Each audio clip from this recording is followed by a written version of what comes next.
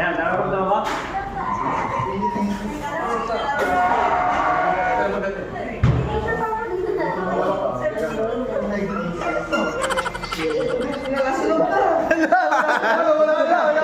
Asan yung point? Wala. Ano? Babalik ko pa ulit. Diyan na sa auto mo.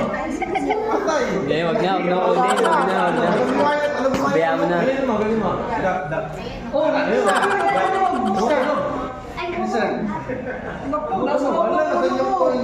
Tutulog ka din sa mall pagka pumasok ka. Gaganon.